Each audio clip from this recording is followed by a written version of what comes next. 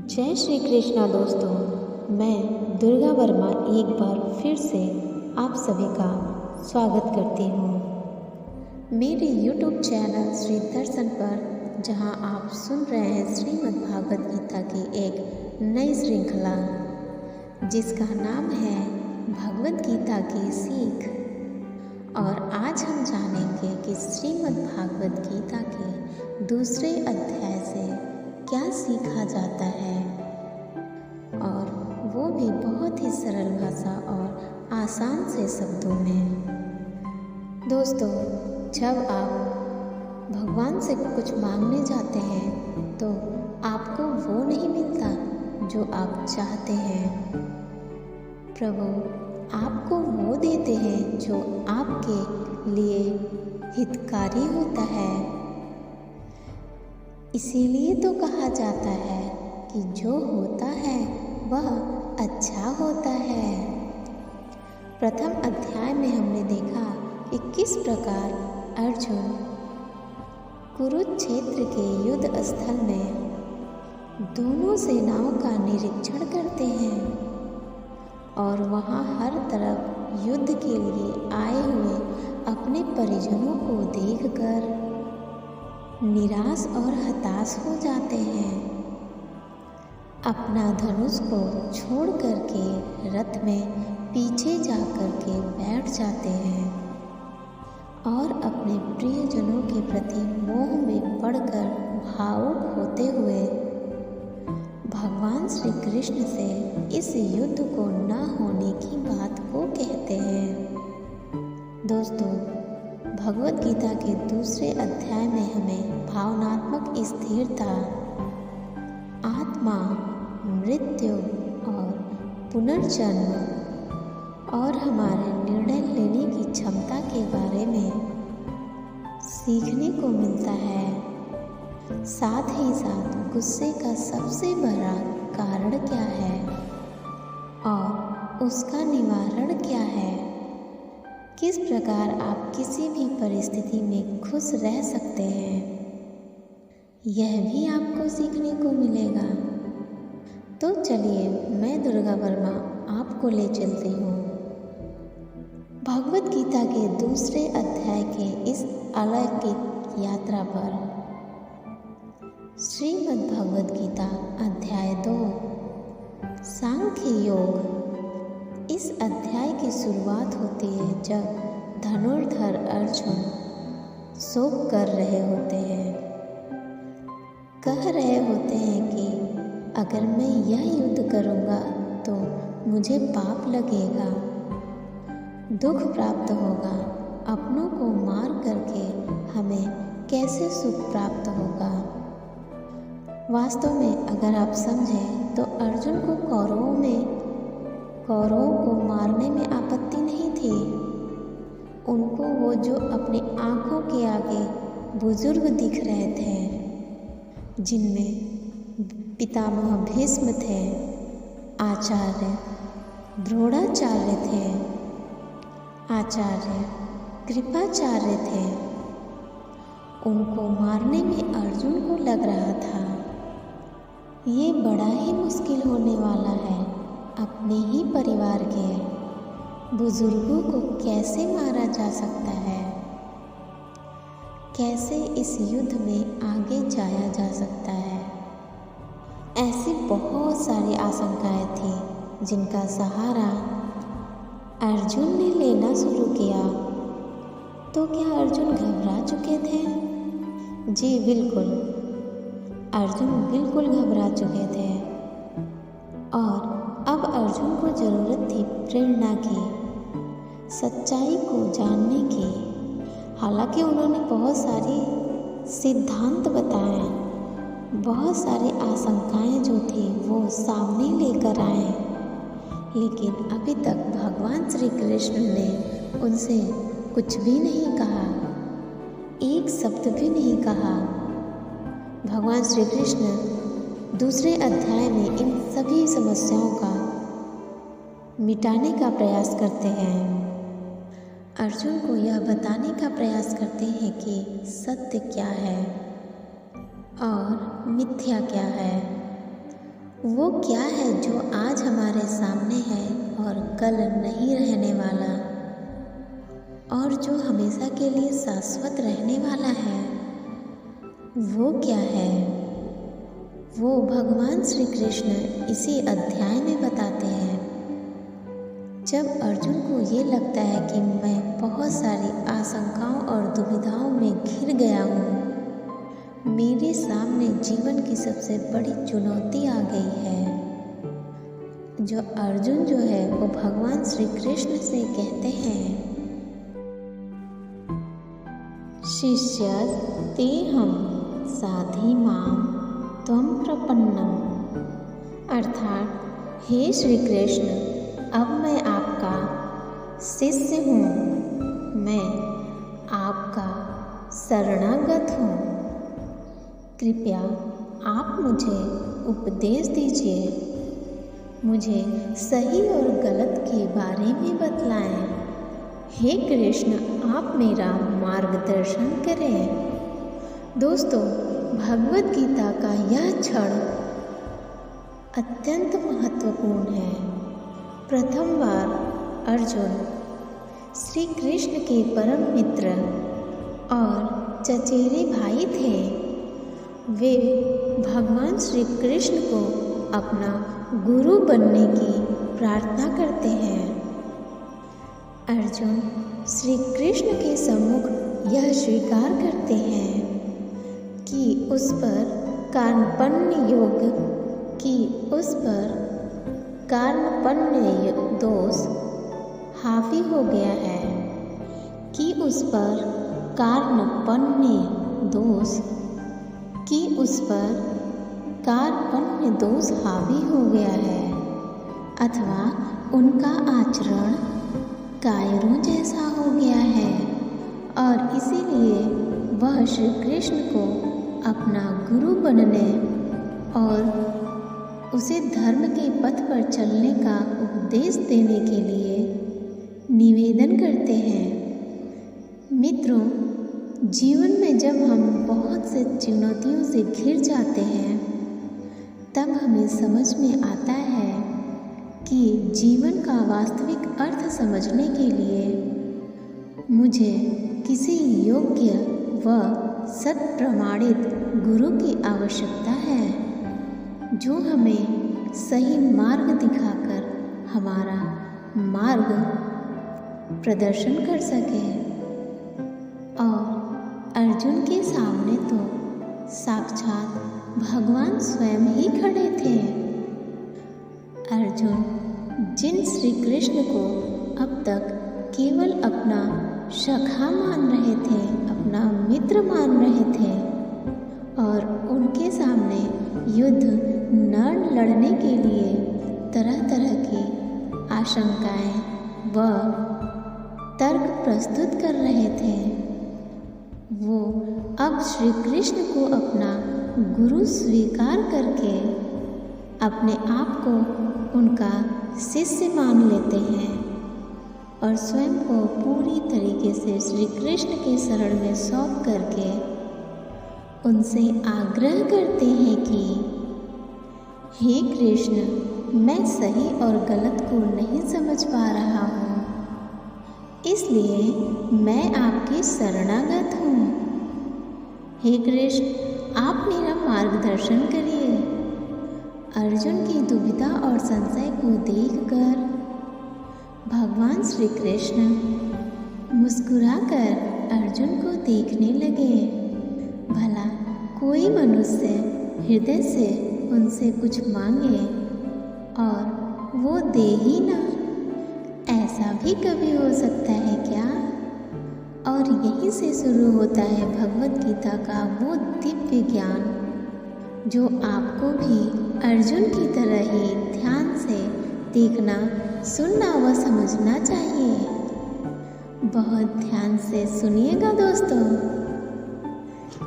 श्री कृष्ण कहते हैं कि हे अर्जुन, ये तुम्हें अचानक क्या हो गया है? तुम बड़े बड़े ज्ञानियों सी बातें करते हो, लेकिन जो सच में ज्ञानी होता है वह जो लोग मर चुके हैं, या मरने वाले हैं उनकी चिंता कभी नहीं करता है, उनका दुख नहीं करता है। जो ज्ञानी होता है वह किसी के मरने पर रोता नहीं है। ज्ञानी जन न ही बीते हुए कल का शोक करते हैं और न ही आने वाले कल की चिंता करते हैं। इसलिए जो होने वाला है वह होकर ही रहता है और जो नहीं होने वाला वह कभी नहीं होगा। ऐसा निश्चय जिनको समझ में आ जाता है,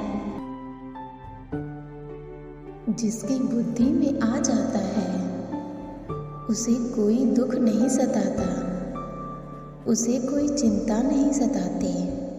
तुम जैसे योद्धा को किसी दूसरे की मृत्यु को लेकर डरना नहीं चाहिए। और वैसे भी तुम्हें क्या लग रहा है, ये लोग तुम्हारे मारने से मर जाएंगे और तुम्हें इनको मारोगे? इन सब लोगों का और तुम्हारा पिछला भी जन्म था और अगला जन्म भी होगा। इसलिए जैसा तुम सोचकर दुखी हो रहे हो वह ज्ञान तुम्हारा अधूरा है।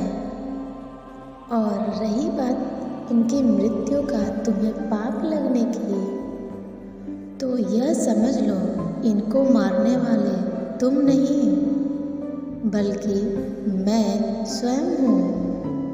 तुम्हारे हाथ में कुछ है ही नहीं। तुम चाहकर भी कुछ नियंत्रित नहीं कर सकते। ये तो प्रकृति की नियति है। तुम तो उनकी मृत्यु का केवल एक कारण मात्र हो, एक निमित्त मात्र हो। और ये लोग मरने के बाद मेरे ही पास आएंगे, क्योंकि ये लोग ये शरीर नहीं है बल्कि आत्मा है। और आत्मा को किसी भी तरह से नष्ट नहीं किया जा सकता।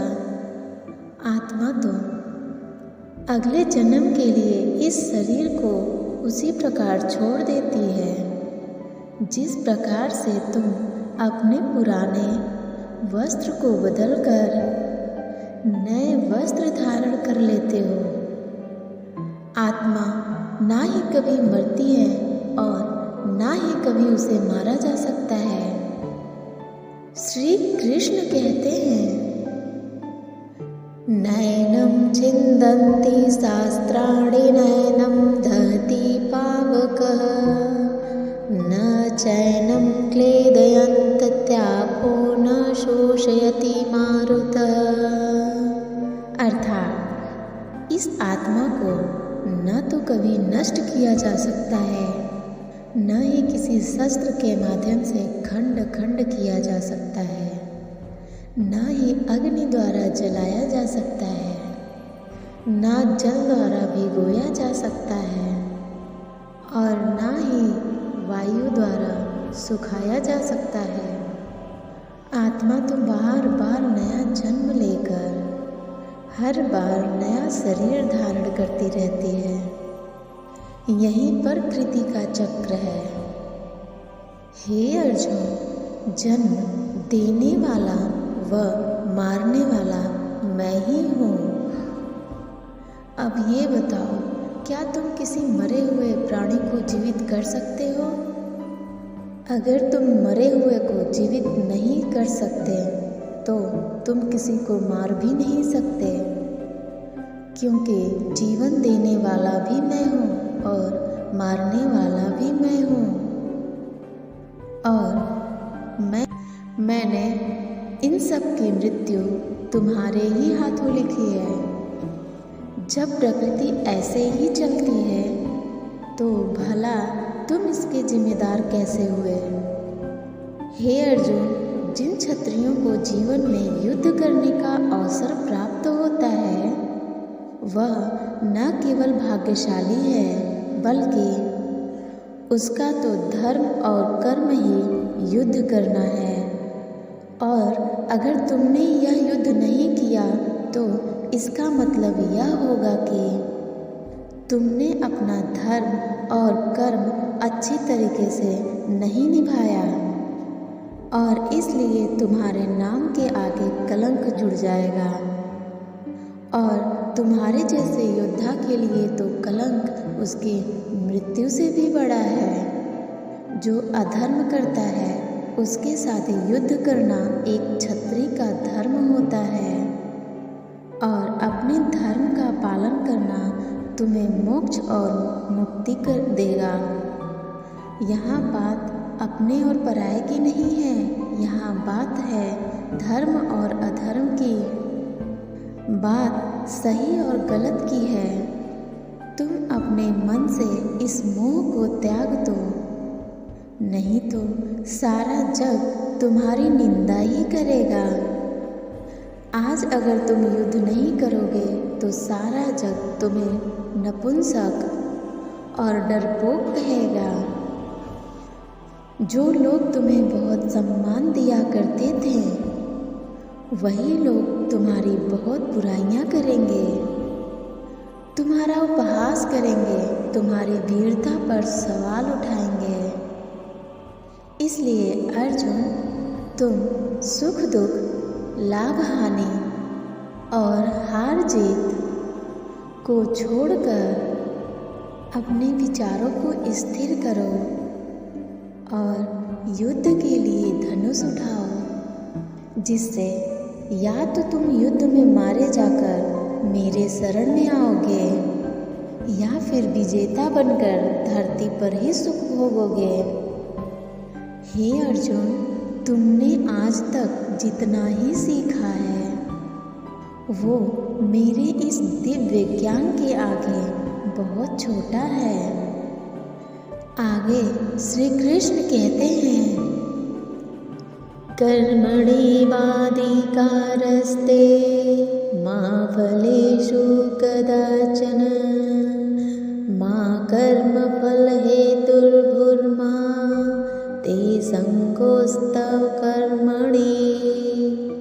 अर्थात तुम्हें अपने निश्चित कर्मों का पालन करने का अधिकार है, लेकिन तुम अपने कर्म के फल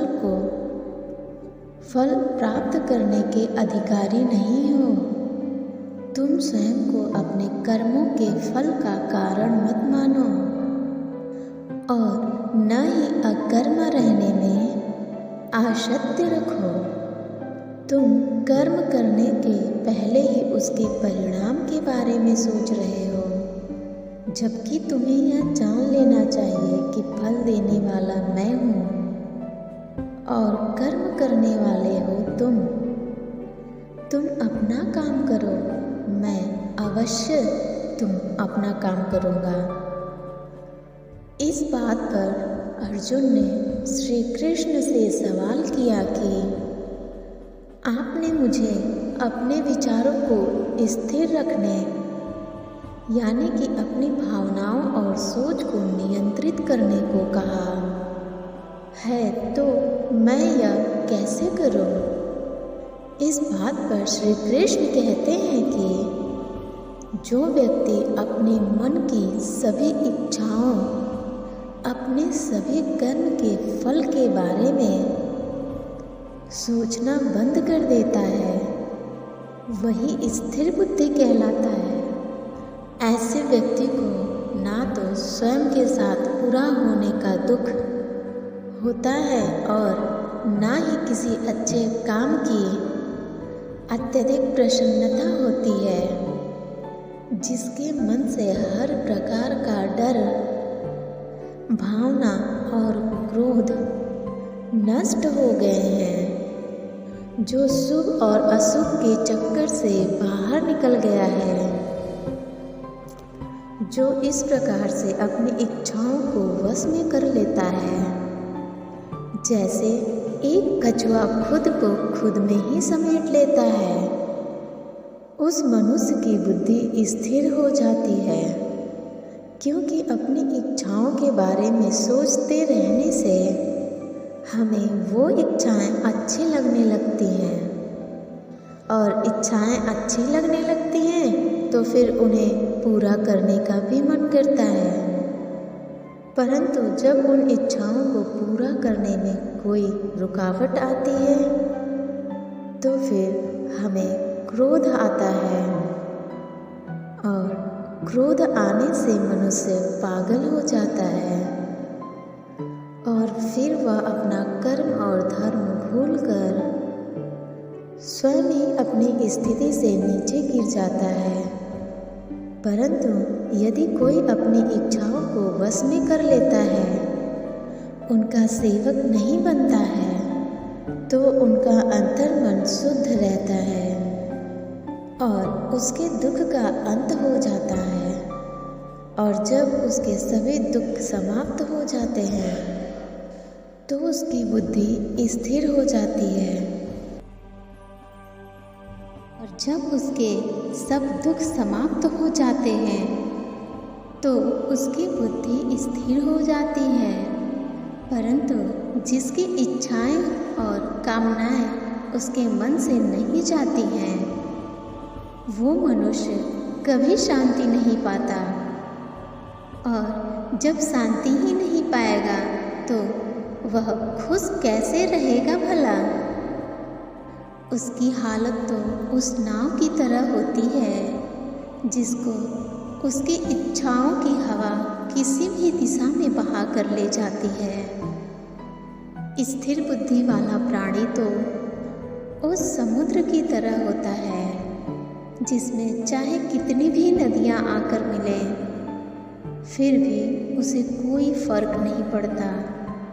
और इसी तरह का स्थिर बुद्धि वाला प्राणी मृत्यु के बाद मेरे ही शरण में आता है। मित्रों, आप में से बहुत सारे लोग ऐसे होंगे जिन्होंने अपने प्रियजनों को खोया होगा, और आज तक आप लोगों में से जिसने भी अपने किसी प्रियजन को मृत्यु के द्वारा इस संसार से नहीं खोया है, उसको भी यह जान लेना चाहिए उनके जीवन में भी उनके किसी सबसे प्रिय, यहाँ तक कि स्वयं उनकी भी मृत्यु एक दिन जरूर होगी। लेकिन इसमें उदास होने की कोई बात नहीं है, क्योंकि खुद भगवान ने ही कहा है, हम अपने जन्म से पहले भी इस दुनिया में नहीं थे और मृत्यु के बाद भी नहीं रहेंगे। लेकिन उस समय हम किसी न किसी रूप में इस ब्रह्मांड में जरूर रहेंगे, और इसलिए हमें मौत से नहीं डरना चाहिए, क्योंकि या तो हमारा पुनर्जन्म होगा या फिर हम परमात्मा में हमेशा के लिए मिल जाएंगे। और जब सब लोग आखिरी में एक ही जगह मिल जाएंगे तो फिर क्या भावुक होना। और यही तो प्रकृति का नियम भी है। हम सिर्फ ये शरीर मात्र नहीं हैं जो हमें डरने की ज़रूरत हो। हम आत्मा हैं और उस परमात्मा का ही एक अंश है जिसको हम भगवान कहते हैं। और अगर हमको बनाने वाले भगवान हैं तो हमें उनसे मिलने के लिए प्रयत्न करना चाहिए। ये दुनिया तो मात्र उस ईश्वर का एक माया जाल है।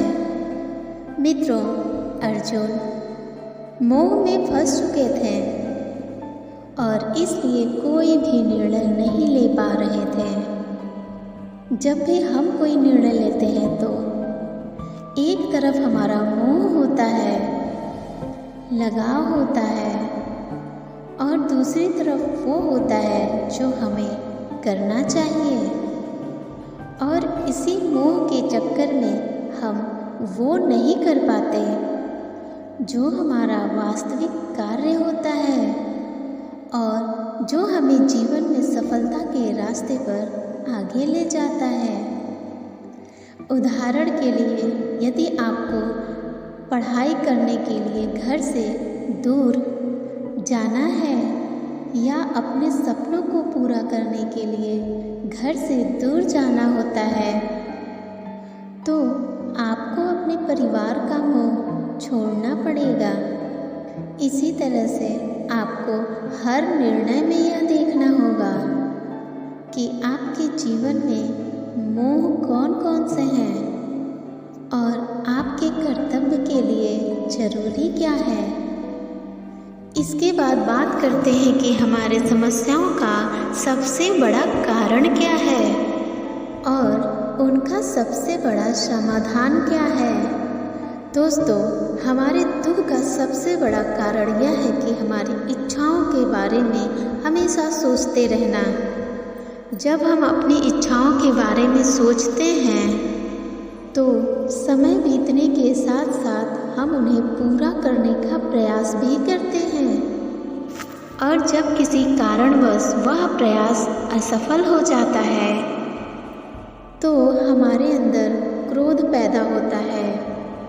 और ये गुस्सा ही एक ऐसी चीज़ है जिसको अगर आपने नहीं छोड़ा तो कभी आप अपने जीते जी खुश नहीं रह पाओगे। आप हमेशा अपने आप को समस्याओं से घिरा हुआ ही पाओगे, क्योंकि ये दुनिया तो आपके विचारों का ही प्रतिबिंब है।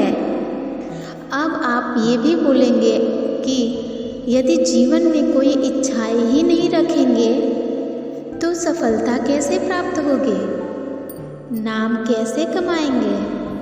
तो मित्रों, इसके बारे में भी भगवान श्री कृष्ण ने कहा है कि सबसे पहले आप अपने कर्म को पहचानिए, यानी आपको ऐसा क्या करना जरूरी है जो आपको अपना लक्ष्य पूरा करवाएगा। और सफल होने की आशा और असफल होने का डर किए बिना उस कार्य को ऐसे करें जैसे वो कार्य आप नहीं बल्कि भगवान खुद कर रहे हों, और इस तरह से आपकी हिम्मत कभी नहीं टूटेगी, क्योंकि आपको ऐसा लगेगा कि इस काम के लिए मेहनत मैं नहीं भगवान स्वयं कर रहे हैं। मित्रों, आशा है आपको श्रीमद् भागवत की दूसरे अध्याय की यह सरल व्याख्या जरूर पसंद आई होगी और आपको इससे बहुत कुछ सीखने को भी मिला होगा। इस वीडियो से आपने क्या सीखा हमें कमेंट्स करके ज़रूर बताएं। यदि इस वीडियो में मुझसे कोई गलती या त्रुटि रह गई हो तो मैं क्षमा प्रार्थी हूँ।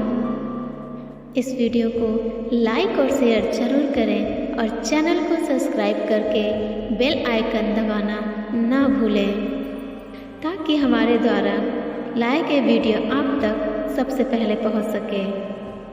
मिलते हैं अगले वीडियो में श्रीमद् भागवत गीता के तीसरे अध्याय में ऐसे ही सरल भाषा व सरल शब्दों के साथ।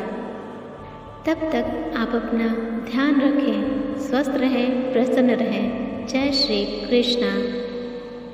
राधे राधे।